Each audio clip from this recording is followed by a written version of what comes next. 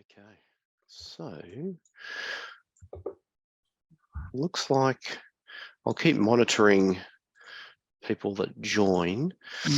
I'll throw to Dad in a second as a bit of background, but just in terms of how it might work tonight, we've got a lot of people, so we might facilitate the, feel free to use the chat facility on the Zoom session there.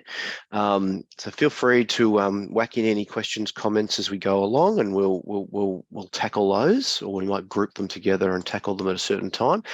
We will also pause at different points, and we might have the opportunity to sort of throw things out to people for a live, some live questions as well. But in the spirit of trying to keep things under 3.5 to 4 hours, we might just need to do things. Oh, we're already getting some commentary as well. That's beautiful. Essendon, no, not Essendon. Well, you're a bit further than I am in North Baldwin, so you've won the record so far. There you go. That's probably a good. That's probably anything further than that. North Melbourne, Ballon, was it Ballan? Yeah. Ballan, thank you. Sydney. Grant Bell's leading so far. Canberra. Oh no, Sydney's got it so far. Anyway, okay. Well, we'll come back to that. Oh, hang on, I've got it. Perth's got it. Heidelberg misses out. I'm sorry. I feel like we're just calling races here at the moment. Calling shots, yeah. Okay. Well, yeah. Dad, do you want to do a little intro, and we'll? Yeah. Look, I'd just like to welcome everybody here. It's great for us to actually be in connection with you. I started up this business 22 years ago, and it was basically me, and we slowly grew, and it was never ever going to be a huge organisation. I wanted to keep it as a family business because I have great belief in family-sized businesses. I've seen a lot of damage that the large corporations have done and destroyed small businesses. I said, no, I want to keep it small. Well, we've got to a point now where we need to grow. And this is one way of growing. And it was a wonderful way to grow because we've got you people, each one of you on board with us. And for us, that is fantastic. I wanted to be a group organisation where you feel part of the business, you feel part of what we're doing, and we really appreciate you being out there. And that's one of the reasons that tonight's on, because it's an opportunity for you to try our whiskey, your whiskey, the whiskey that our company is manufacturing, is making, and marketing. So it gives you an opportunity to try it and talk about it. So, great to see everyone. Andrew, back to you, and we might kick off. Yeah, well, it was actually interesting throughout this whole process to realise that there were quite a few people who jumped on board to support us who actually hadn't tried our whiskies before. So, which is fantastic that you guys have jumped on board and backing us, but we thought, well, geez, how are we going to get some? We need to get some whiskies to you guys, so you know what you're drinking, and you know who we are. And we thought it was a good opportunity to for you guys to meet us as well, especially seeing everyone's from all over the place. So well, just a quick one. We're just so proud of the whiskies that we're producing. We'd like you to actually be a part of it and to see what we're doing, how we're doing it, and to be part of it. As I said, we're very, very proud of the product, and it's an opportunity for us to share. Sorry, Andrew. Yeah, well, I think it's probably that whiskey might be burning a hole in everybody's pocket. So why don't we crack open into the first one? Now, this is always a little bit of a challenge to see who has actually broken into the whiskies before the event. There's a few shakes, a few nods, Is there any empty bottles there? Yeah. Look at that. Some of the packets are in full working order, which is great. So let's break into those now. The other thing I should say is that they're 50 ml bottles. Some of them are at cask strength, so we certainly don't expect you to finish all of those bottles tonight, although that is your prerogative. I don't need to necessarily worry about the RSA side of things at the moment. As long as if they do, they'll all sleep well. So that's right. I trust no one's driving home or anything like that. But if you have your packs there, we're going to start with the classic malt. So it's got a red font, classic malt. Now, just before you get into it, it's called the classic malt. Why the hell did I call it a classic malt? And basically, this is our bog standard single malt whiskey that we focus to tick all boxes. This is the standard single malt whiskey that we produce. Throughout the evening, we're going to show you how we can modify the flavour, and we can change flavour, change aroma, change all the different things. But the classic is the standard whiskey, and that's why I called it a classic.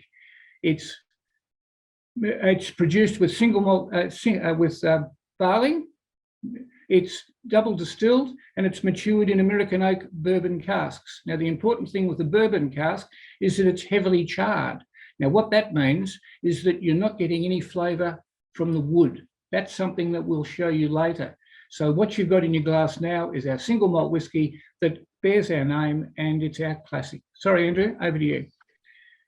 Yeah, and probably something as well, which we'll mention, if whiskey glasses are important. So I don't know whether you guys have, small sort of, yeah, look, everyone's really holding up some, Bakery Hill glasses as well, which is fantastic. So there's no point in drinking a really good whiskey out of a terrible glass. So well done.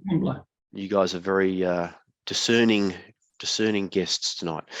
So warm up that whiskey as well. The whiskey that we've got here has been in a barrel for 6, 7, or 8 years. It's not quite showing you its best side just yet. So what we're going to do is a little bit of if you just warm it up, you can wrap your hands around the glass, and you can even cover the top of the glass for 10 or 20 seconds or so. That's really going to allow the flavors and the notes and the sweetness of the whiskey to come out of the liquid, start filling that glass, and then you're really going to be able to get the nose. So 50% of the whiskey enjoyment is actually for us in nosing the whiskey. So we'll go through this with each of the whiskeys tonight. So warm it up, give it a good nose. Now, Andrew just mentioned 6 or 7 years old. Now, if you look at a Scotch whiskey, they're 10, 12, 15, 20 years old. Well, because of the climatic conditions that we have in Australia, particularly Melbourne, our whiskies here are maturing at twice the rate that they do in Scotland. So a 7-year-old whiskey from here, from Melbourne, is equivalent to a 14-year-old Scotch in flavour and aroma. So that's why, although the age is low, it's performing like a much older whiskey.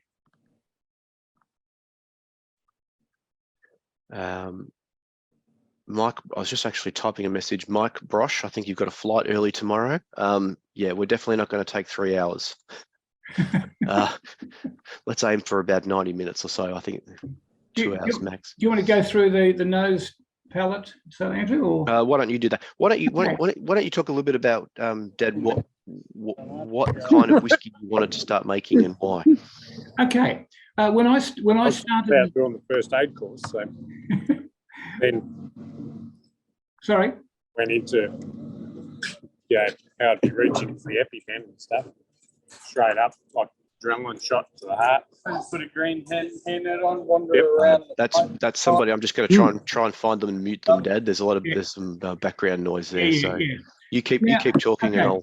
Now, my background is I taught chemistry, year 11, year 12 chemistry, so no Breaking Bad comments. I've heard them all, okay? So I taught chemistry, and I suddenly realised that stories coming out of Scotland said the only place in the world that can make whiskey is Scotland because of the air and the water. If you ain't got the air, you ain't got the water, you can't do it. Well, no. We make some of the best wines, some of the best beers in the world. It's a process. So I decided, why don't we try and make whiskey in Australia? And at that stage, there was only 3 little distilleries down in Tassie operating for about 5 years. I'd never drunk whiskey before in my life. So I had to learn very, very quickly. And one of the ways of learning was to find these different regions in Scotland, the Highlands, the Lowlands, the Islands, and an area called Speyside along the Spey River. I fell in love immediately with Speyside whiskies because they were sweet, they were like honey, they were very aromatic, they were beautiful whiskies. And I said, this is the way I would like our whiskies to perform. So if you pick up your glass and you nose your whiskey now, you'll notice on the nose there's residual sugar there, there's honey. Now that's exactly the characteristic that I wanted to develop all the way through in our whiskies. And as you try each of the whiskies tonight, you're going to get that sweet honey caramel character, which is a characteristic of Bakery Hill. So this is honey, it's sweet, it's caramel, it's very aromatic, and it's very full on the palate. So on the nose, you can get the different aromatic characters, and on the palate, first sip might give you a bit of a zonk because it's 46%, but from then on, it'll really open up.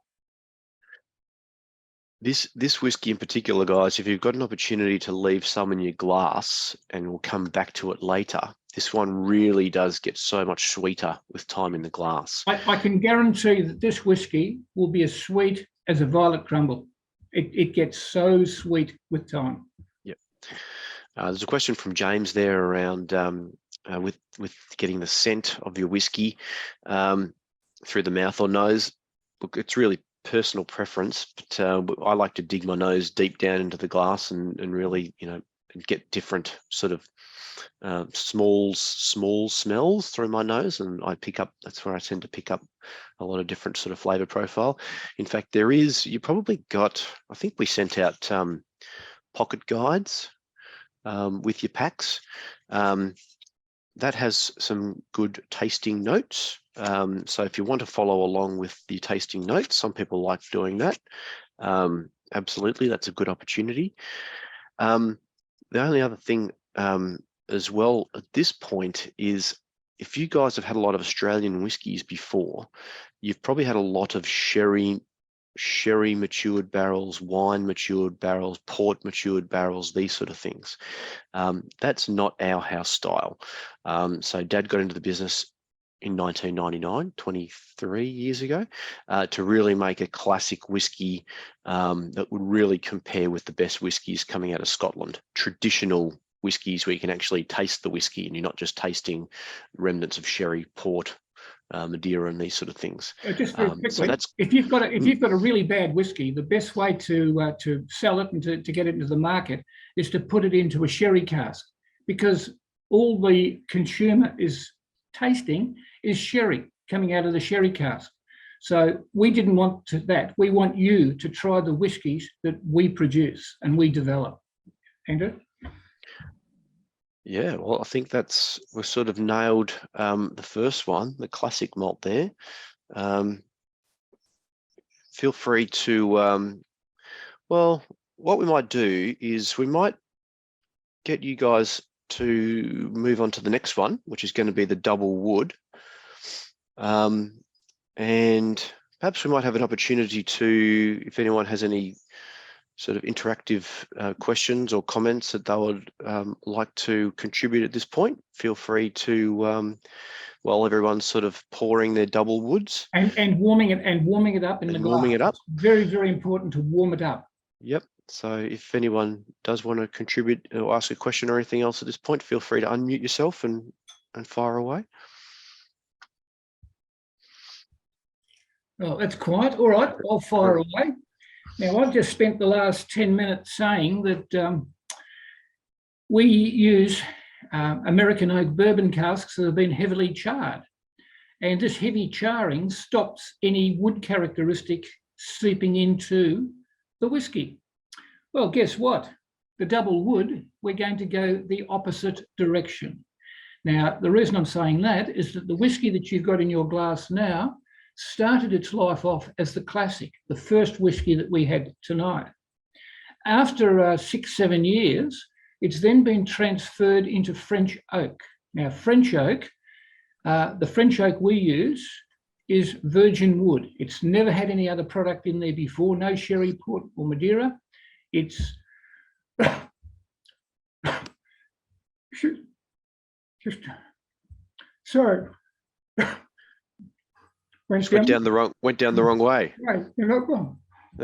I can take over for a little bit if you want to gather yourself, have a drink of water. Yep, I might have a glass of water. So I think we were talking about the double wood.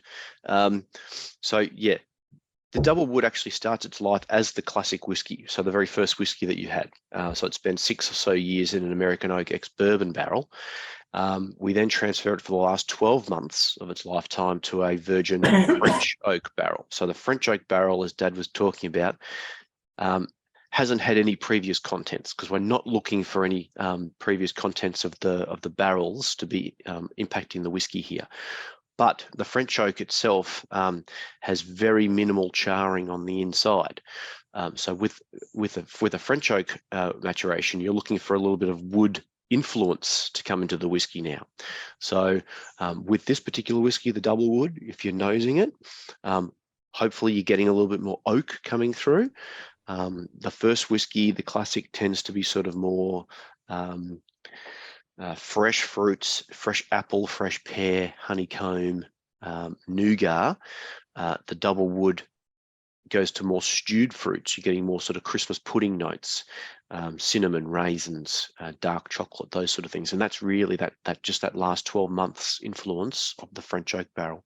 And I think another important thing with the double wood is that because the whiskey is now in contact with bare wood, virgin wood, and only in contact for 10 or 11 months, we're now starting to get on the nose and on the palate of a flavour. You can actually get the cedar wood there.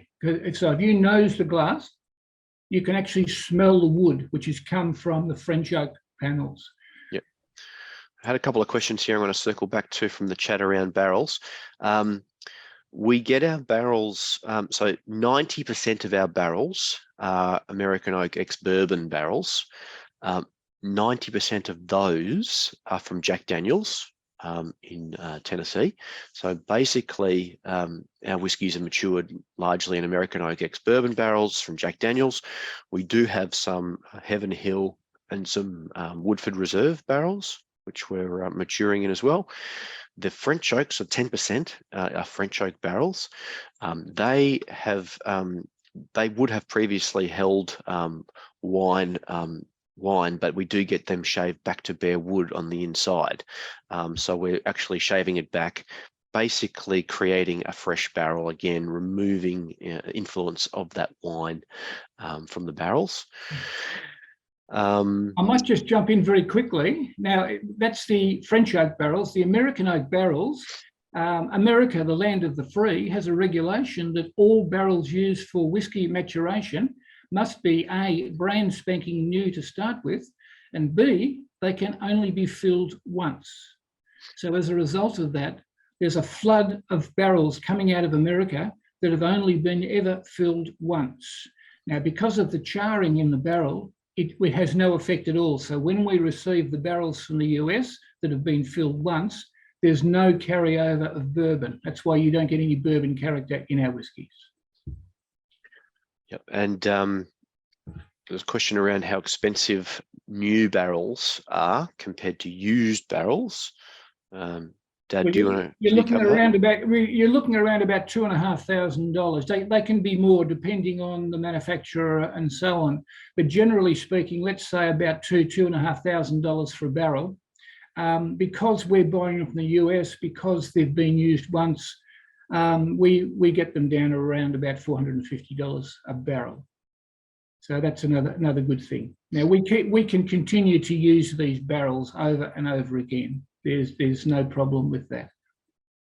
Yeah. So basically, once a barrel is emptied and bottled, we'll fill that again straight away. What we find is that each subsequent fill of that barrel just takes a little bit longer for the whiskey to mature. So if the first time around, it might take 6 years for the whiskey to come through to when we're 100% happy with it. Second fill, it might be 7. Third fill might be 8, these sort of things. But essentially, when you're talking about such long maturations, we've still got barrels from that Dad started with 20 odd years ago, still happily in operation. And size of barrels. You want me to kick off for that one? Go for it. Yep. Right. The barrels that we use, we import from the US are hogsheads, and a hogshead is 225 litre. Now, the larger the barrel, the slower it takes to mature. So when I started, instead of putting our whiskey in a 225 litre hogsheads and having to wait a long, long time, I had them reduced with a Cooper barrel maker down to 50 litres. So for the first couple of years of the operation of the distillery, we were using 50-litre barrels. And because they've got a greater surface area to volume ratio, they mature more quickly. The only problem with the small barrels is that we lose, on average, 10% of the contents a year through evaporation. So next time you come into the distillery, the place smells like whiskey because of all the whiskey evaporating through the wood.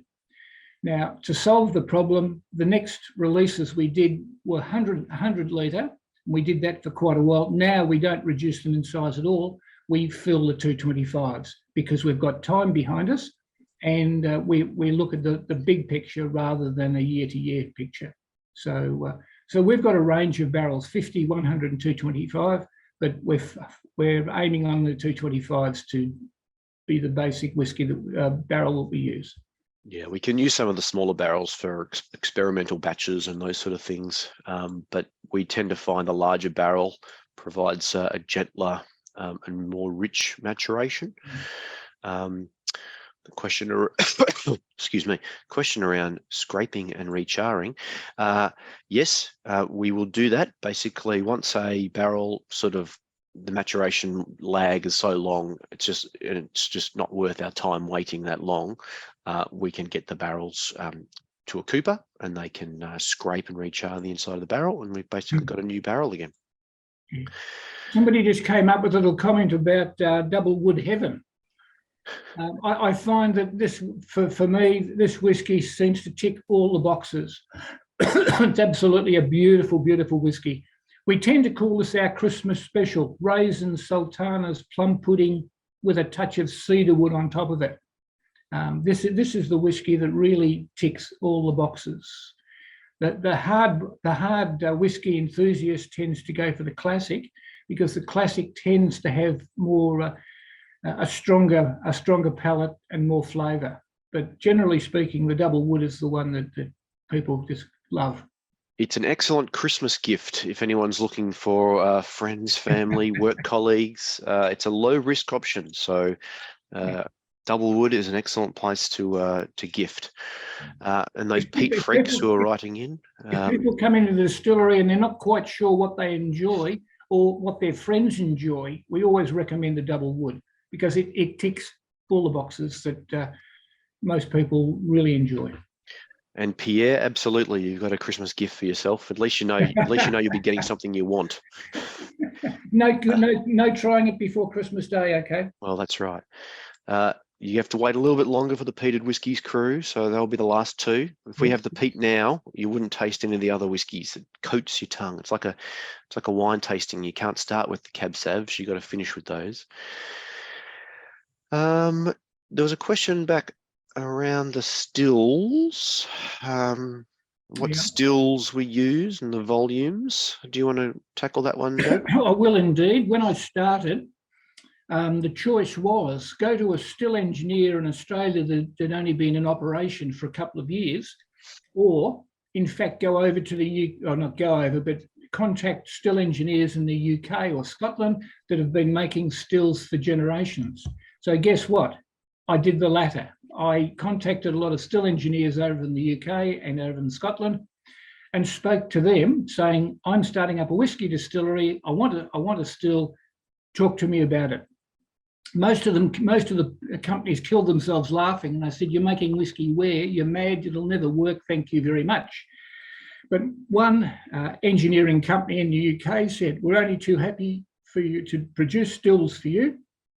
But the most important thing you need to tell us is what you want your whiskey to be like in the bottle, because every dimension in this still is going to affect the quality, the aroma, the whole fragrance, the shape of the whiskey is due to the still. So I had a long discussions with these engineers explaining Speyside whiskey, sweet, nutty, aromatic, so on. And then they finally understood it and said, yep, we know what you want, leave it to us. And then they drew up, designed and built or designed two stills, a wash still, that's the first one, and then a spirit still. So what I did is I had the spirit still built, shipped out, and the engineer or the owner of the company, who was so excited that it was happening in Australia, he actually came out from the UK to help me assemble the still. So he stayed with me for a week and a half. We put the still together and off we went. But the still is absolutely the most important structure in the distillery, because it shows you, it creates the flavour that you've got in the whiskey in your glass now. So that's the way we're going. Now, because we don't have room for a large wash still, that's being designed, or it's being drawn up as we speak. So that's something when we move to the new location. Once we're in, we'll get a 3,000 litre wash still, which is the first still, and that will really increase our production levels. Because at the moment, we've been using the little spirit still to do everything, which is a waste of time, waste of effort. So now we're moving, and now we've got investors. Now we can go out and get ourselves a much, much larger wash still. So thank you for that. Yeah, that's largely a lot of the reason for our expansion, and we just need to make more whiskey. The amount of whiskey that we've got available is all pre-sold. We've never had excess whiskey, and we actually have to sort of limit what places can buy off us, and we have to limit. Andrew, you might talk about our export. Yeah, we used to export overseas to Europe, and Sweden.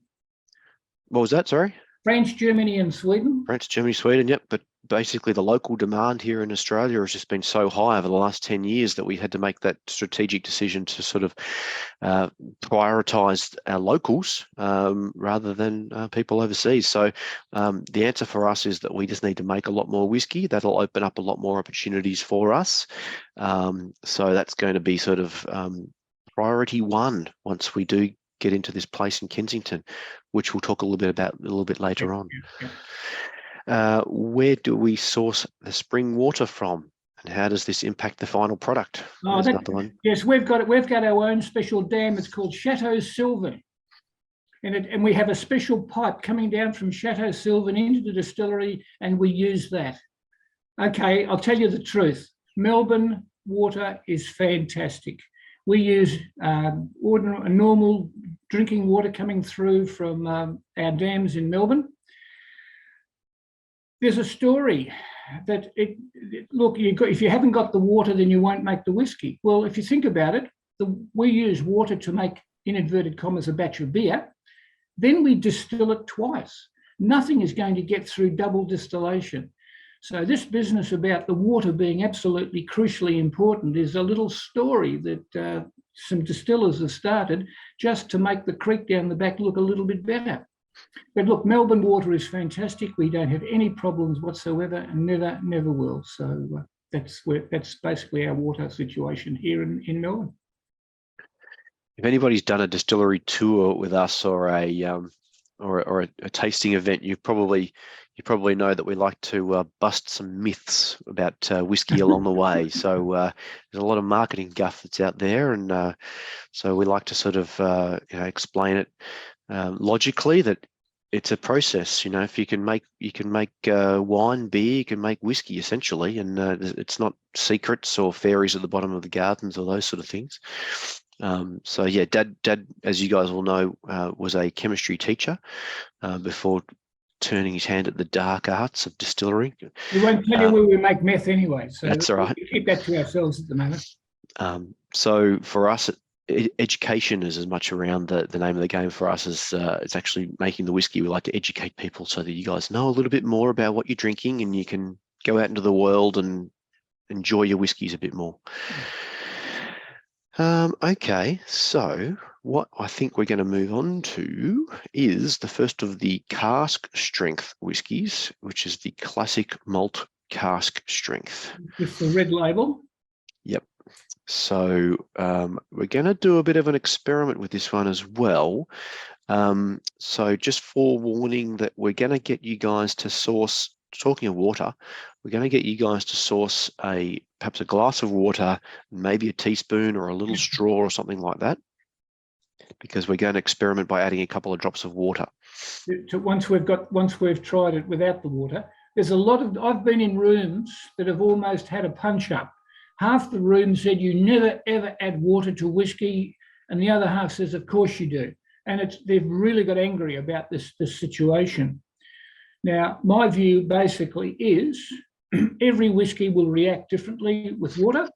Some will improve, so adding water to it is a good idea. Some don't improve, so don't waste your time. So you need to, every single whiskey that you've got, experiment with it and give it a try. Now, we're going to show you tonight the effect of adding water to our whiskey. So we're going to try it neat to start with, then we're going to add a few drops and we're going to check it again. And you can see yourself what the effect of adding those few drops has been. I love some of these comments coming through. They're great. Definitely a bit of Breaking Bad in David, isn't there? I think it's because you got that goatee beard now as well. We won't show them the bottle that's in the distillery with you and I dressed up as Breaking Bad and me and the jocks outside the van. Yeah, we won't talk about that. Well, we potentially. I think you've said too much. If anybody would like to Google while we're speaking, the Boutique Whiskey Company, Bakery Hill. You better spell it, Andrew. Boutique and -Y. I guess you can figure out how to spell it. Boutique Whiskey Company, Bakery Hill release, and you'll see what we're talking about. The Boutique Whiskey Company are an independent bottlers in the UK, and they purchase full barrels from a lot of the major distilleries around the world, and then they will release them under their own range. And their shtick is a amusing illustrated cartoon label, usually around an in-joke for the particular distillery. So the in-joke, as you guys have kind of picked up already around our distillery, is around a bit of the Breaking Bad references. You'll see exactly what. If I was quick enough off the mark, I'd have shared it. But yeah. Well, anyway, the guy from the Boutique Whiskey Company, he came. We didn't know who he was. He came in to do a tour. He came in, did the tour at the distillery in Bayswater, and we just thought he was just another tourist or whatever. And about 3 days later, we got contacted by this company, and they said, we'd like to, we think our contact that's been into your distillery thinks your whiskies are fantastic. We'd like some individual barrel samples. So we sent them some barrel samples, and as a result of that, they purchased some actually full barrels of our whiskey, and the rest is history. So they then bottled it under our branding. Our branding is there with our, yeah. So that was great. Yeah, got to be careful what you're typing for in some of these things. The Booty Whiskey Company, there'd be some interesting responses from that. And don't forget to warm your whiskies, guys. So someone's got Lou's got it. There it is. I can see on his screen. You've got it. Well done. Yes. There you go. So moving on to the classic malt cask strength. I think we've filled for long enough. Pour it, warm it up, nose it, try it. What we've got here is basically the very first whiskey we had, the classic malt, but it is what it says. It's cask strength. It's basically delivered straight from the cask. So for the first whiskey, which was 46% alcohol, we had filtered water to bring that down to 46%. But this whiskey, the cask strength, is effectively filtered straight from the barrel into the bottle. So the intensity of the flavor is just ramping up now. I mean, you're just going to get all sorts of different explosions and tastes around. One of the things I find with our whiskey, our cask strength, is even though Andrew mentioned it could be 58, 59, 60%, you could never guess that it's so high when you actually sip it. The whiskies are so soft and easy to drink. But now, if you actually nose this whiskey now, you'll see that it is so sweet. It is three-dimensional. There's structure there. It is absolutely on the nose, a beautiful, beautiful, beautiful whiskey. You know, I could sit here and just nose this for the next half an hour. Well, I won't, but you could just sit here and nose it just to enjoy it. So this is our whiskies at cask strength, which we also sell at the cask strength. Yep. So once you've had a little try of that, now is the time to grab some water, and we're just going to add two drops. There you go. Now, what I do is I just put the teaspoon straight in, hold it upright like that, and it'll just drop one drop. There's 2 drops. So that's how you do it. Just put the teaspoon in, hold it upright, and just let it drop down. And we only want 2 drops of water. You think we're mad, but you wait and see what 2 drops of water does to this whiskey. And Just a bit of a tip for anyone out there: if you've got a whiskey which is quite strong and has a little bit of heat to it, yeah, a few drops of water will really sort of settle it down. And some whiskies out there you'll need to add more water, but that's just a good tip along the way, that you add the amount of water that you like, that makes the whiskey the best for you. Yeah. So if you've added the 2 drops of water, now nose it again. It's opened up. It's released the aroma. It's beautiful. And you'll find on the palate is so soft. Now, just with the 2 drops, it hasn't altered the alcoholic strength to any extent. It's just the water has worked its way down into the glass. Feel free to whack some comments through, guys, on whether you found it better with the water, whether you preferred it without the water. It's just interesting to hear how people enjoy their cask strength whiskies. An important thing, this is a very personal thing. Some people prefer it with a drop or 2, some people don't. So it's not going to be the same with it. Everyone's going to have a slightly different palate and a different approach. So and that's a personal thing, and it's great. I actually want to do a bit of a shout out there. I picked up last night that somebody joined us online last night at 7:30 for the tasting. I think is there Jess out there, just to say well done, and I appreciate your commitment for joining us a day early. You're obviously very keen, and thankfully you're able to join in again tonight. I think she's there somewhere. Anyway, all good. So that was the classic cask strength. Any other take two's going well? Thanks, Jess. Hopefully you didn't nail them all last night.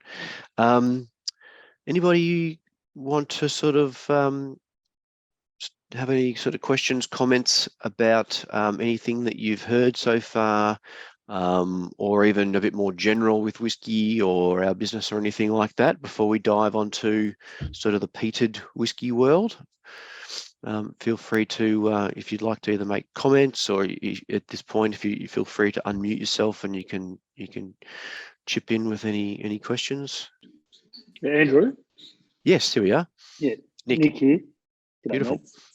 mate. While we're on the cask strength, just because is your cask strength as it is straight out of the cask, or is that more of a sort of a distiller's cask strength? The cask is quite variable. So with whiskey in a barrel over many years, it floats around 59 to sort of 62. So for the sake of our cask strength has 60% written on it, we effectively sort of make sure that it sits around that 60%. So it's you wouldn't really taste any of the difference if you tried it from the barrel, but there can be a little bit of water just to sort of make sure that it all hits about the same ABV along the way. Okay, thanks. No worries. How's the new digs going, by the way? All right, here we go. Yes. So we've got finally we've got some positive news. So I think in some of our investor updates, we were sort of letting you guys know that there'd been some delays along the way. Effectively, the owner of the building that we're moving into had to get some fire rating done on the walls, which are pretty important. And that just took months and months, because there was something like only 2 or 3 fire engineers in the state of Victoria, and they're all banked up. So effectively, about 3 or so months later, the report came through, and the builders are going to be going in to do that work as of starting next week. The good news is that the builders the owner is using are the same builders we're using for our build, so they can effectively do both jobs at the same time. Been very frustrating over the last 3 to 6 months with building construction delays and issues, but at least they're getting going. The frustrating thing is, they shut down for Christmas and these sort of things. So it's going to be mid-February by the time the builders are handing it back to us, and then that'll be when we can start relocating everything across from Bayswater and getting production operations out of Kensington. So thanks for your patience, everybody. It's been a long grind, especially if any of you guys. For us, it's been years. It's been years. Finding a place which just ticked all the boxes, and we've finally found one. Yeah. Did anyone come to the little preview session we did in the Kensington Shell earlier this year? No. Maybe not. Yep. So we did. It was frustrating because it was in March, I think it was, and we did a little preview, basically, before the builders went in, so people could come in and have a bit of a look at and use their imagination. And we were projecting some images onto the wall of what it's going to look like. We didn't expect it was going to be nearly another year before we could actually get in there. So, but I believe that that's what is going on in construction at the moment, and there's just all sorts of delays everywhere. Yes, that's correct, Michael. At least the owner did commit to doing the necessary work. So that is very, very true. So anyway, long story short, March, April next year, we should be able to do some tours and some small events in the new place, and then we'll be bringing you people in as investors, as a special group. So don't worry about it. We'll announce the days and times that it's available. Yeah. And if it doesn't fit into your diaries, we can change dates for you for your personal tour. It's important that you actually come in, if you can come in and actually check the place out and walk around and see what's happening. That's exactly right. Yep. Okay. Anyone else got any? Excuse me. Any other questions, comments at this point? Otherwise, we start ploughing into peated whiskies. You want to talk about why it's peated? How it's peated? Yeah. So next one is the peated malt, 46%. So whiskies are typically peated or unpeated. So peated whiskies are those smoky style whiskies that you guys have probably encountered along the way. The 3 whiskies we've had so far have been unpeated, so they don't have any of that sort of smoke influence. And you generally get people who either love peated whiskies or really don't like peated whiskies. But we find for our peated whiskies that even non-peat fans tend to really enjoy them. We have people coming in and saying, we can't stand peated whiskies, we're not even going to bother. Well, we say, well, look, just have a little sip, and they end up buying half a dozen, walking out the door. It's amazing. It's just what we've done with this whiskey is shape it so that most people will enjoy it, an enjoyable experience. Yeah, so this particular peated whiskey, when Dad was starting all those years ago, the market here was very young in terms of understanding the intensity of single malt whiskies and peat. So he definitely didn't want to make a whiskey which was over the top peaty to really just sort of blow people's head off with smoke. So we've deliberately kept the peat levels quite mild to mid here. So peat is measured in parts per million. And if you've had your Lefroy, Kalila, Talisker, Ardbeg, you're looking at sort of 40 to 45 parts per million. Our peated whiskies are just about 15 to 20 parts per million. So what we're really wanting is that you're definitely getting that hit of peat, but you're getting the flavour profile of our whiskies, that sweetness, and you're enjoying the experience. That's right. Now, where do we get our peat from? Malted barley is produced in a what they call maltings or malt houses, and in Australia, the maltings, there's none of them actually doing commercial peat on a scale for us that would satisfy what we're after, and in terms of consistency of performance as well. So our peated malt actually comes from Scotland. Ironic in that the grain is probably likely to have come from Australia in the first place, then it gets peated over in Scotland, and then comes back to us to use in our whiskey. We have started doing some trials with a New Zealand peated malt, so that'll be coming through in the next couple of years. But there is peat in Australia, but the maltings haven't committed to doing the scale and the operations that we need. There's another major problem with Australian peat, and that is that the major plant material that we've got to have in Australia is eucalyptus. And what would happen is that our peated whiskies would have a eucalyptus twang to it. So, I'd be a bit iffy whether we'd use an Australian peat. It may or it may not work. While I'm just quickly jumping in, Andrew, excuse me. When we talk about peat, most of the peats that you've had are island peats. That's Bowmore, Ardbeg, Lefroy, Kalila, and that's decomposing seaweed. And that's very medicinal, it's very in your face, it's very salty. Now, the other type of peat is a highland peat, and that's decomposing leaf matter. And that is much softer and much easier to use. We've used with our whiskies a highland peat. So it hasn't got that smack in the face that you get with a lot of the other peated whiskies. Thanks, Andrew. I'm just going to sort of circle back on a few questions and comments from here. The malt bill that we use is 100% malted barley. So we use make a traditional single malt Scotch or single malt Australian whiskey. Get rid of that Scotch word.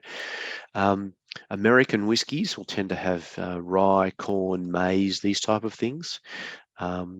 So that they will have far more sort of variety in terms of the malt bill, but for us it's malted barley. Having said that, we did have that. We've got one sort of special batch coming through, which was a bit of a mixed bag, wasn't it, Dad? But, which is going to be very interesting to see what that tastes like down the track.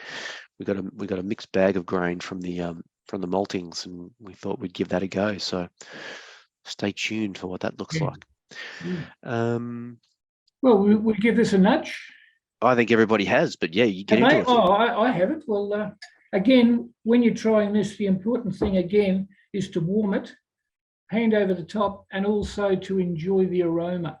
Because what you'll get with the aroma is it's more leather, it's more cigar smoke. It's not like the typical peated malts that come out of Scotland. It's much softer. And again, on the palate, we want you to enjoy it, the whole experience. I think we might have found a name for a special peated release coming up, thanks to Jeff. Skinny Pete. Skinny Pete. I like it. Yeah, I like that. Breaking Bad character and all. Thanks for contributing that one. Peated process. What's a peated process? Okay, it's a little bit to this one. So, but I'm happy to do it. So, barley from the field doesn't have enough sugar to it to actually convert to alcohol and the flavour components for our whiskey. So the barley has to go through a process of malting.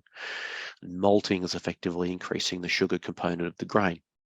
Now, what they're doing with malting, they submerge the grain under water. That's promoting germination. Little roots and shoots start coming through the barley bed. And they then need to stop that process. Otherwise, they're just growing more barley plants. So they blow extremely hot air across the barley bed. And they can do that in a couple of different ways. You can use a clean energy source, like gas, electricity, or steam.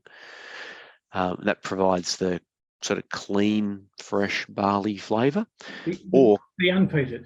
The unpeated, yep. Or a couple of hundred years ago in Scotland, where people had their own distilleries out the back of their house, sometimes they weren't plugged into, solid electricity or gas or anything. But what they did have was a brown coal type substance that they'll dig from the field. and burn it to warm their factories and in use in factories and homes and those sort of things. It was peat. So they also burned that peat to blow the air across the barley bed for their whiskies. And when you're burning brown coal, you get a lot of smoke. When you're burning peat, you get a lot of smoke. So that smoke infiltrates the barley bed and follows it all the way through the brewing and distilling process. So that's still what they do today. So we can call up the maltings and say we want a pallet of unpeated barley and a pallet of peated barley. And they still effectively burn peat to produce that smoky flavour. Okay, what else have we got down here?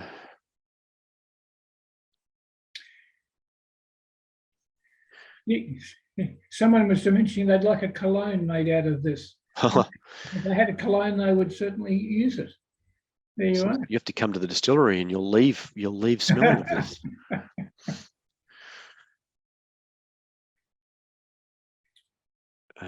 And then in terms of distiller's malt or beer malts, it's a good question. I think it's most likely around beer malt.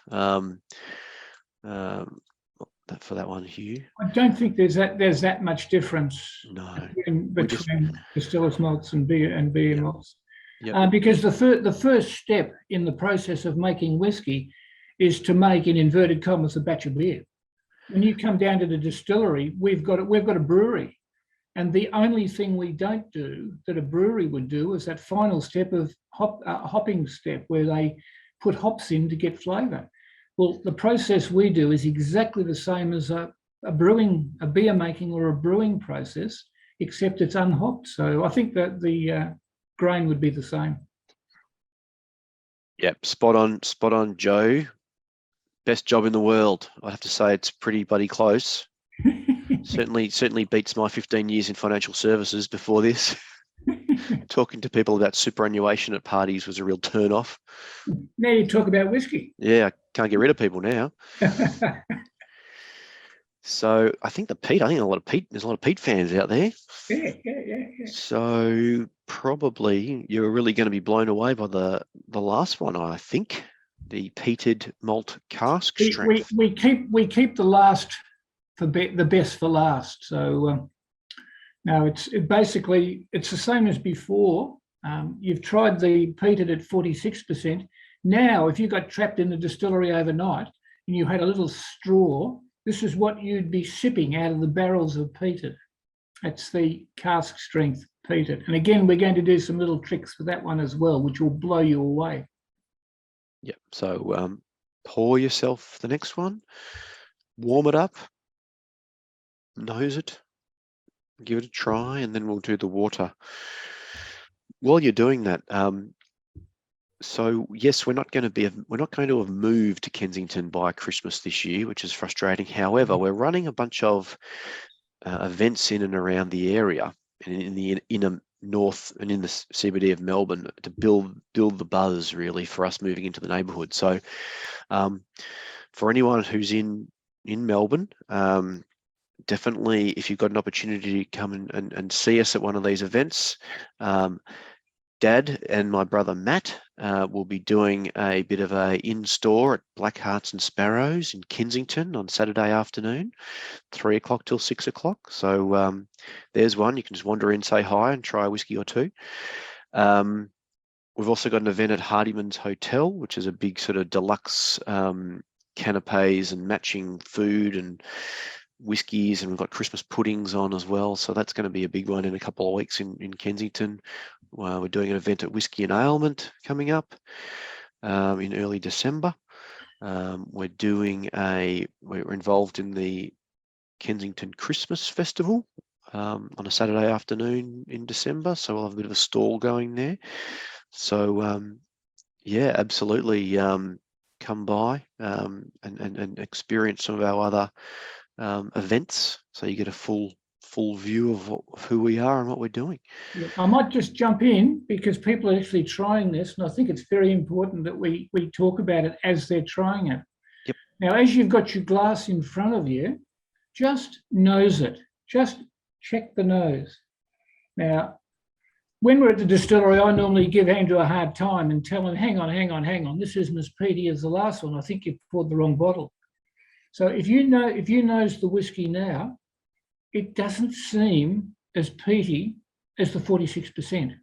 Now, there's a reason for that, which we'll explain in a minute. Now, so that's a strange thing. That we're going to do something to that. Now, on a sip, it's quite tight. It's there, but it's nothing that I would really rave about. Now, this is a perfect example of what water is going to do. So you've had your little nose, you've had your little sip.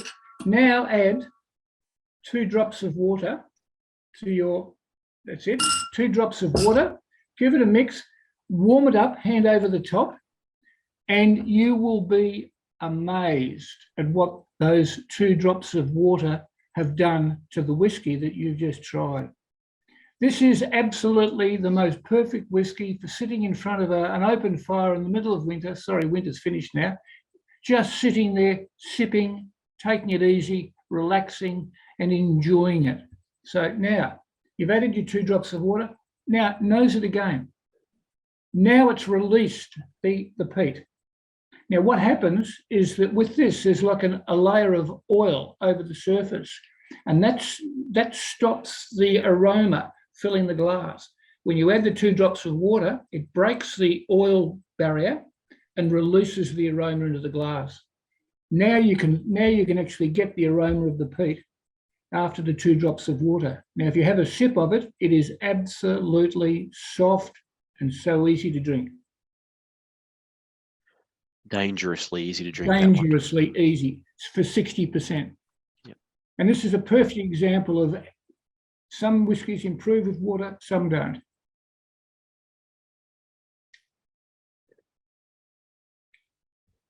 Just circling back on a couple of comments as well. Lou, those events I sort of rattled through really quickly.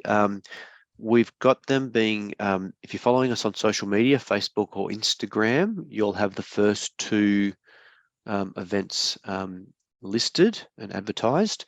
The other ones will be advertised and listed in the next week or so. I think there's quite a bit more of a some of these events we're doing with partner places, they're running effectively running the advertising, so we're a little bit tied to their schedule, but keep an eye on all our socials.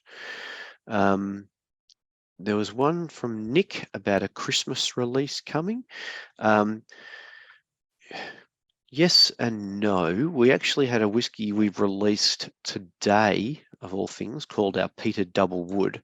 Now, that is a bit of a second release because we worked with a Sydney whiskey business called the Whiskey List, and we work with them on this particular whiskey. They listed it probably a month ago, and we've got a second batch now that we've got available to. I think Dan might be sort of showing everybody that whiskey in his hand there right now. There it is. Yes, yep. yeah, label. Hello, the level's down a bit, Dan. Yeah. Busted. So if you hit up our website. You've got another. He's got another. There we go. Right, that's better. Thank you. That's fantastic. So that's our peated. So if you like the double wood, which you've had, and you like our peated whiskies, well, this one's a bit of a no-brainer. So it's a peated version of the double wood, which you guys have had, and it's at 58% alcohol. So it's a really rich and strong and intense sort of flavour. So that's quite a festive style release that's just come out. We also have there's a couple of other special releases we've done through the year, and we've sort of held back a few bottles for this time of the year. There's one called the Blunderbuss, which was a collaboration whiskey we did. And the whiskey was matured in an ex-imperial stout barrel from a local brewery. So that's really, quite a different and really rich and beautiful whiskey, that Blunderbuss.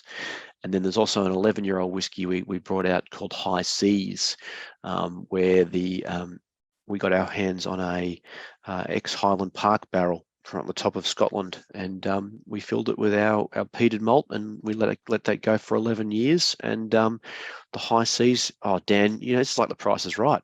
It's just like just modelling the bottles. So we've got a few different little things bobbling away, which I think which are going to be great for Christmas. I see Gary's got a question there, which we'll come back to because that might be a little separate conversation in itself. But was there any other? Geez, you guys have been busy on the chat, haven't you? Are any of the whiskies chill filtered? If so, what filtration do you use? Absolutely. Oh, I'm going to get into that one. Absolutely not. Absolutely not. Now, okay, chill filtering is the worst thing that you can do to a whiskey. Now, we go to a lot of time, effort to give you the best aroma, the flavour, the experience. Now, let's go back a few years in in Scotland. Now, Scotland was exporting a lot of whiskies over to America. And one of the consignments that went over to America got caught on the docks. Unfortunately, it was the middle of winter, and the whiskies sat on pallets in winter on the docks for a number of weeks or a period of time. Now, when the whiskies were then released and sent to the outlets, guess what? There was a haze in the bottles. Now, what happened while the whiskies were sitting on the docks is that the cold weather precipitated the oils and waxes out of the whiskey, and that appeared as a haze in the bottle. Now, it's the oils and the waxes that are giving you the enjoyment that you're going through, the mouthfeel and the three-dimensional structure. But in America, they said, no, we never, ever want this to happen again. We want our whiskies to be totally clean and clear. So the Scottish distillers had to come up with a method of ensuring that if the whiskey bottles got chilled a bit, they didn't go foamy. So they came up with a process called chill filtering, where what they do is they chill the whiskey down to a few degrees above zero. What happens is a lot of the oils and waxes come out of the whiskey as a precipitation, and then they filter it so that if ever that happens in the future, the whiskey doesn't get cloudy. But what they've effectively done is remove flavour, mouthfeel, and texture from their whiskies. So the worst thing that you can do to a whiskey is to chill filter it. You're removing all the character that we want you to enjoy. People are starting to realise that now, and that's why quite a number of whiskies have printed on the label non-chill filtered. So that's the whole background behind chill filtering. It was an American thing, and it really destroyed the quality of the whiskey. While you're on fire there, DB, also a couple of questions about whether we colour our whiskies or add caramel. Okay.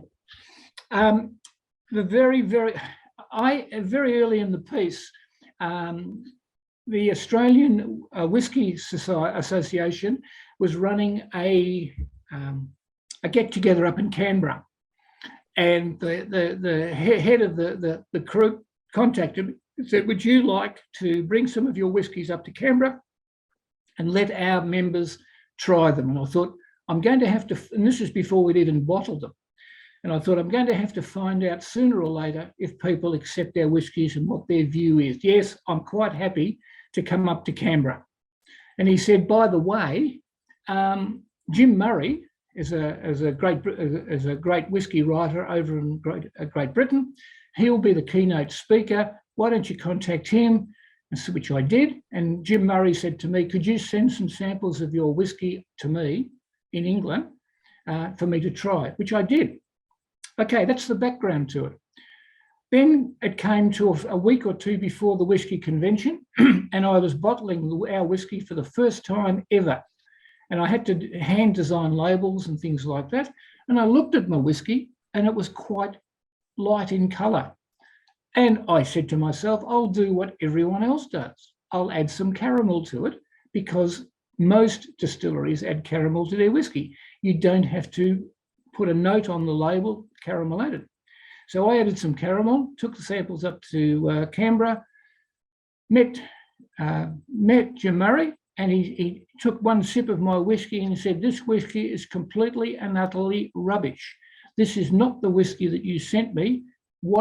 In fact, he said, are you trying to wind me up?" And I explained to him the only difference between what I'd sent him and what was in the bottles was I'd added a little bit of caramel. And he said to me, "Never, ever add caramel to whiskey. It destroys the flavour." And so from that day on, we've never, ever added caramel to our whiskey. That's why, if you look at our whiskies, they tend to be a little bit on the light side. But that's fine. It's no problem at all. But we never, ever will add caramel to our whiskies. It destroys the flavour. There you go. Awesome. What whiskies do we like when we're not drinking our own? It's a bit of everything, really. I mean, I've got hang on. Someone just said you need to put non-chill filtered on the label. You better explain that one, Andrew. Well, we actually used to have that on the label many years ago, but we went through a process of streamlining.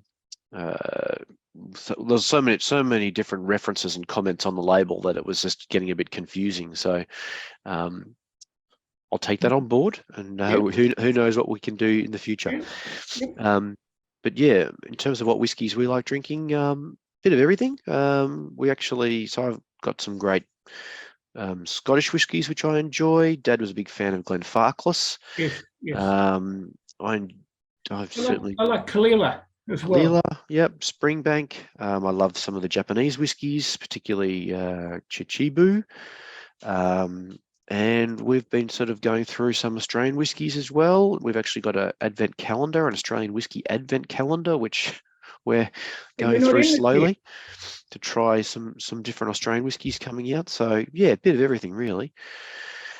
I'm really struggling to keep up with all these questions. Actually, well, while I get back to that, Dad, there was a question from Gary earlier around how difficult it was to actually set up the distillery from the very start in terms of costs and, the technical capability side. Well, I better short light on that. It was bloody difficult because I had no idea what I was doing. So basically, I think the most difficult thing is to get enough information and to find the engineers who you can trust to make the various vessels and containers and things that are used. First of all, you have to learn how's whiskey made. Then you've got to say, well, I've then got to get the engineering companies that understand that exact thing. So that was difficult in itself. The still manufacturer, luckily, I was able to go and find a still engineer in the UK that had been making stills for generations. They knew what they were doing. So basically, once I'd spoken to them, it was very, very difficult. One of the most difficult things is that if we make a batch of whiskey today, there's no money coming in for that for around 5 or 6 years. So basically, to start, I had to design all the equipment. I had to have it built, pay for. Then I went into production, and the production went on for over 5 years before I could pay the bills at the end. It was very difficult, but it was something that I was convinced that we could do, and it's worked out well. So, but looking back, it was quite a very, very difficult start point. Yep, exactly right. Talking around age statements on labels, that's interesting. Oh, hey, just one moment. Somebody said that's why gin was invented. Yeah. And yes, in fact, it was invented, gin and vodka. So all distilleries get into gin and vodka. But the problem with us is we started off selling gin and vodka, but every batch of gin or vodka we produced meant we were getting further behind with our whiskey.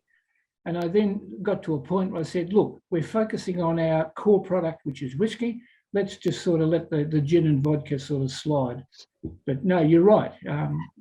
That's what most distilleries do. They run gin vodka as a cash flow for the first couple of years. Yep, sorry. Actually, here's a great comment from Nick. He's just revisiting the classic malt, the very first whiskey you guys had. Yes, So yes, definitely urge go back to you that, to to go back to the retry, first one. and you'll just find how sweet and honeycomby and nougat that one has become.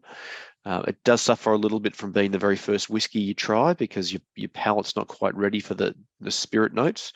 But that's why with this one, we always say, come back. Sorry, Jeff's drunk it all already. Oh, well, you have to buy another bottle then. Yeah, so we're talking around age statements. We've come a long way here in Australia because back when Dad was starting, if we put 6, 7 or 8 years on the label, people would think, gee, that's a bit young, they'd be comparing it to Scottish whiskies with 10, 12, 15 on the label. So not understanding that whiskey's maturing at twice the rate here in Australia. So these days, people certainly understand that a lot more, and people understand that our whiskies at 6, 7, 8, 9 years old are actually some of the oldest Australian whiskies that you can actually find. Most Australian whiskies come in at about 2 or 3 years maturation, whereas ours, we definitely, what we do here, and this is important for you guys as investors, is every decision we make is in the best interest of that whiskey. So we make the best whiskey we can possibly make with what we've got. Now that means we can age it longer. We do single barrel releases. We don't merge barrels together. Certainly be sort of cheaper and more economical to do larger bottlings by marrying them together. But what do you say, Dad, about marrying barrels? Yeah, well, if you've got 3 barrels, what you're getting is an average. And we never, ever want an average. We want the best. So what we want, and this is a hard job at the distillery, so when you're walking past next Monday morning, what we tend to do on Mondays is that every barrel we've got is numbered. Every barrel that we've got, there's a production sheet connected to it. And that if we think that some of the barrels are getting close to being released, Mondays are the days we take samples from those barrels. We sit down as individuals, we try them, we write notes, and then we sit back as a group and say, okay, what did you think about barrel number 121? And if it's ready to go, then we give it the tick. If it isn't, we just leave it. It may need another year or 2 of maturation. So because no 2 barrels will mature at the same rate. So what we do is everything that we do is a single cask bottling. So you get the best. You get the full flavour experience. So we've not put a number of years on the label, but what we're doing now is if you purchase any of our bottles now on the new label, not these mini bottles, but the full size, is you get full written production information on the back label, which tells you the date it was distilled, the date it was bottled, the barrel number, so you can actually see the age of that whiskey in the barrel, because people are really, there's a real thirst for information about each of the releases, and earlier this year, our High Seas whiskey, we did print 11 years on that particular release. So some of our as we go forward, we're going to be able to release some of these longer matured whiskies, and we probably will utilise age statements on some of those if we think it will help along the way. We're lucky that we've got so much whiskey over many years that we're going to be able to set up semi-regular extended aged versions of our whiskies, so you will be able to try what the whiskey will taste like when we give it that extra couple of years. The only problem we have is the longer you leave it in a barrel, the less whiskey you actually have at the end of the day, because it's evaporating the whole time. So we've got to still, even if we're on an extended aged release, we've still got to do it carefully so there's enough whiskey left in the barrel that it's economical for us to proceed with that. Jess, we definitely do not do barrel investment. That kind of got... A lot of people have asked that, but the problem is that the demand for our whiskies is so intense, we can't advertise, we can't market, because we can't keep up with the sales now. And for that reason, we we'd look down the track, we might be able to do it, but at the moment we can't do barrel investment. No. Well, I think in barrel investment's kind of been shot anyway in Australia after the whole Nant fiasco. So I don't think that that's going to be something that many places are going to be looking at doing anytime soon. And what does 2023 hold for Bakery Hill? Well, where do we 23. start? Well, I'll kick off. Okay, it means that rather than doing one batch a week, we'll have the room to store all the spirit that we're manufacturing, which we can't do at the moment. We've run out of storage space, so we'll be able to do 2 or maybe 3 batches a week. At the moment, we do 1 if we're lucky.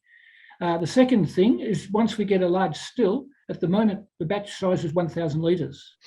Once we get a large still, we'll be able to do 3,000 litres, because when I designed all the equipment to start with, it was all designed as a 3,000 litre batch size. So that will immediately triple our production. So that's basically, with production, it's just going to go through the roof at long last. And we'll also be able to employ people to help us, which we're having difficulties now just because we're not producing that much.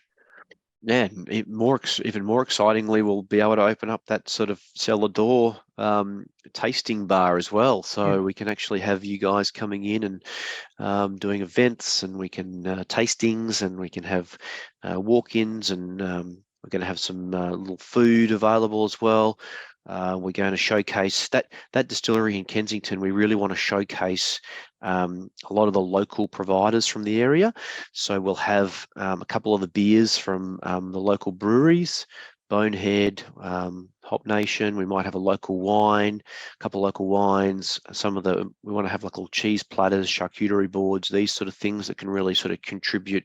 We're not going to have a full commercial kitchen, but we want to have sort of small bits and pieces to sort of showcase what craft gourmet providers are doing locally. That reminds me, keep an eye out the next couple of weeks. We'll have the world famous Bakery Hill Christmas puddings becoming available again. So the puddings, there's 2 versions. One was like a traditional Christmas pudding made with our double wood whiskey, and then the other is like a chocolate orange fudge peated pudding, which is really, really decadent, and it's got that peated whiskey. And also of course, the boozy custard, the vanilla sauce. So that's going to be awesome. They always get snapped up really quickly, so keep an eye out for those. But yeah, I think next year is going to be huge. It's going to be really ramping up production and having the Kensington set up and trying to get everything sorted there. But this is, doing these sort of things with you guys has been fantastic. So I'd love to do more of these things. And personal tours as well. Getting you down, actually walking through the place is really important. Yeah, that's so for any of the crew from interstate. If you are in Melbourne, do reach out to us because we can. We're still going to be in Bayswater. We're still in Bayswater largely midweek at the moment. So if you're down during the week, get in touch with us and be very happy to show you around Bayswater. Same with Kensington when we do open that. Just get in touch with us and we'll make ourselves available for you. So absolutely, we'd love for you to visit us when you're in Melbourne. Do investors get first dibs on the puddings? Well, that's a good question. Yeah, maybe you should. Why not? Maybe you should. Yeah, no. What we do is we just put it out on the website for them, and they can take. Yeah, no. I think a lot of people are volunteering to be working at the distillery. So on Monday. Yeah, most likely Mondays. So because I'm recording this session now, I've got this written down. So expect a call from me to lock you in for some work coming up. We'll pay you in Christmas pudding. Do we get a pairing tasting, whiskey and pudding? Well, yeah, that one we're going to be doing at the Hardiman's Hotel event in Kensington. They're going to have the puddings and the... Roughly when is that going to be? That is 24th of November, Thursday night, 24th of November. And I think we're probably going to do a little pre-Christmas real casual sort of thing at the Elysian Whiskey Bar in Fitzroy as well. We might have to put whatever puddings are left over, we might smash that night as well. But really just to sort of, make sure you're across everything. Follow us on social media, and no doubt, obviously, we send out your investor updates. And the other thing is, if you haven't subscribed to our online news as well, subscribe, because we don't tend to send investor stuff just the everyday sort of information. So if you want to get everything that's going on, subscribe to our website to get the new all the news coming to you as soon as possible. And yeah, there's been a few questions around doing interstate events. That's we've been invited to go up to the Gold Coast, so there you go, Andrew. Well, yeah. Well, there's Gold Coast, there was Perth, there was Brisbane and Sydney. So that's been a real shame with COVID, and that we haven't been able to get out for a good 2 or 3 years to do much in the way of interstate things. So that would definitely be something we would look to turn back on again next year, as getting involved in some of those interstate visits. So absolutely. Hope to see you there. Yeah.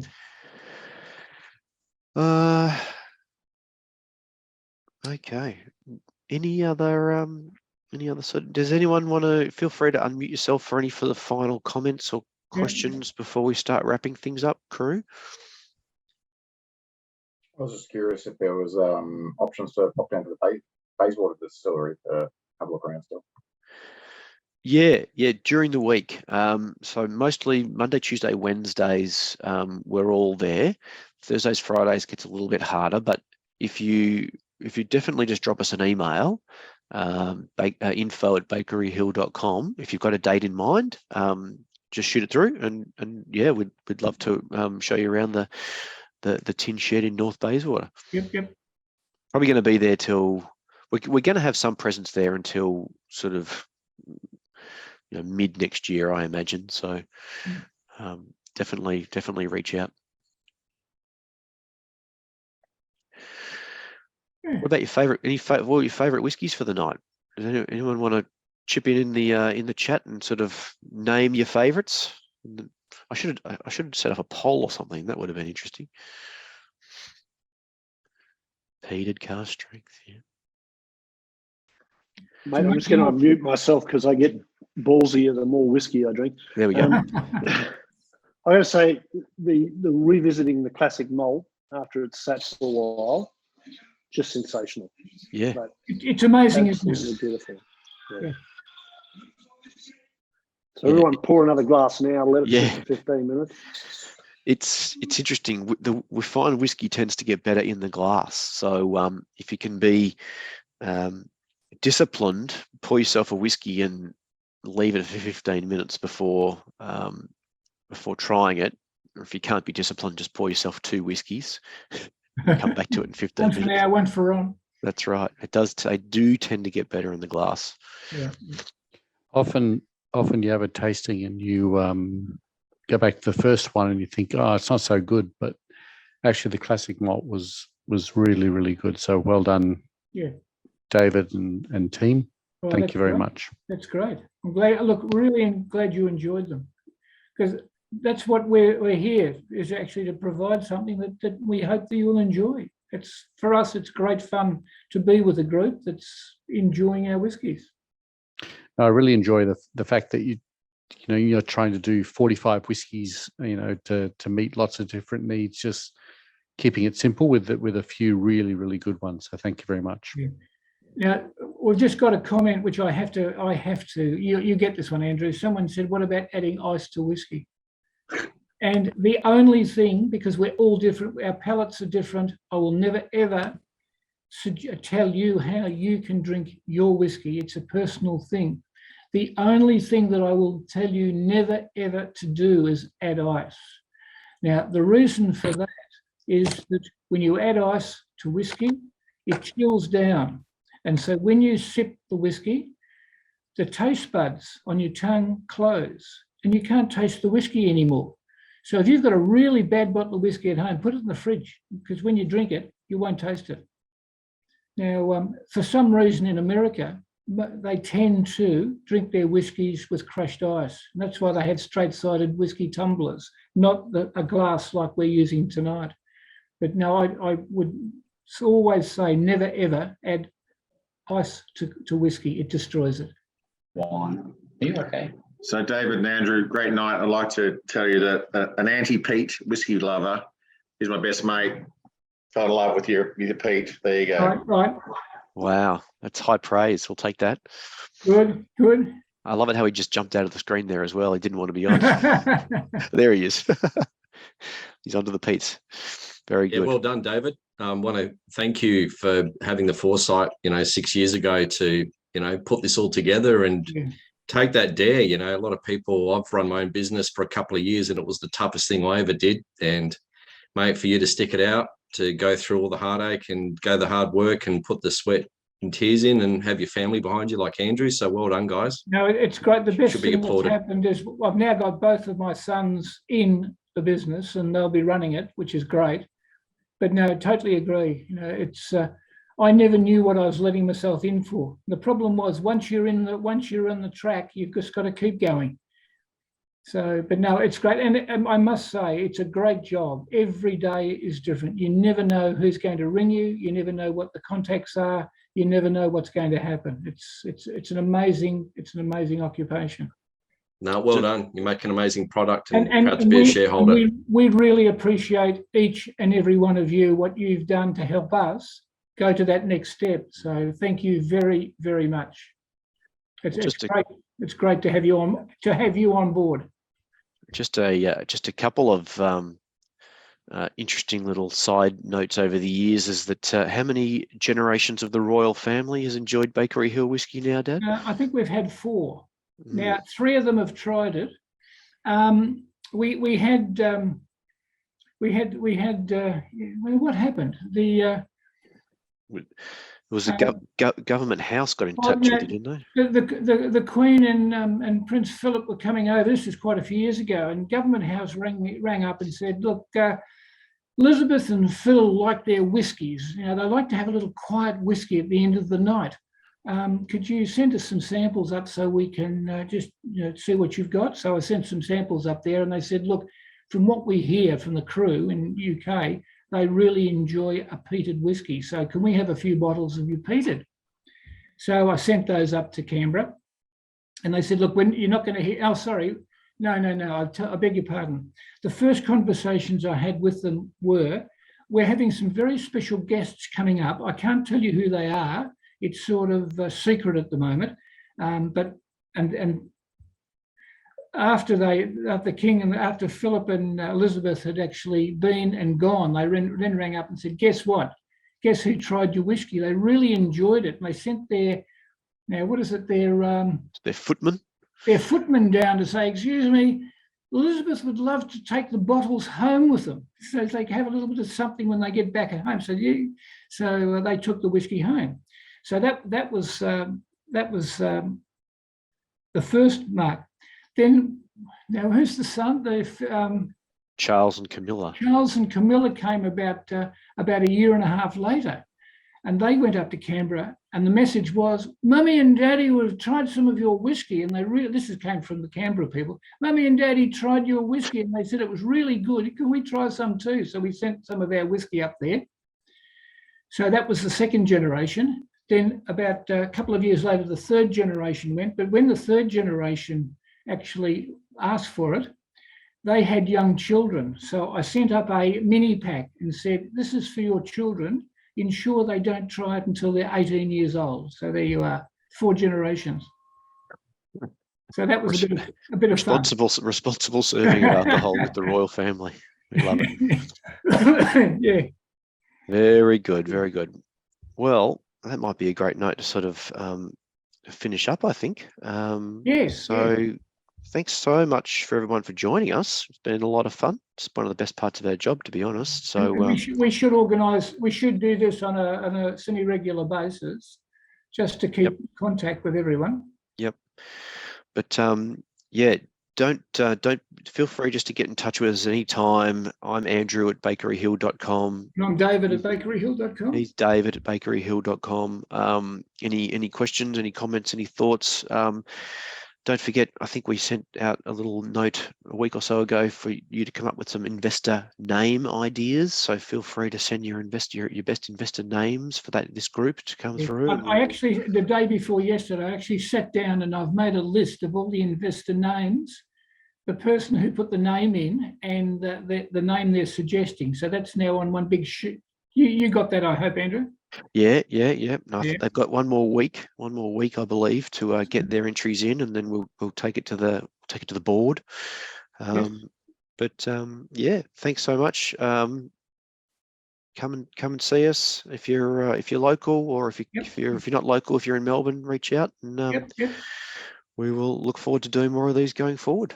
It would be great. Really look forward to it. So thanks again. And it's fabulous to see you tonight, everyone. Thank you very, very much. Enjoy.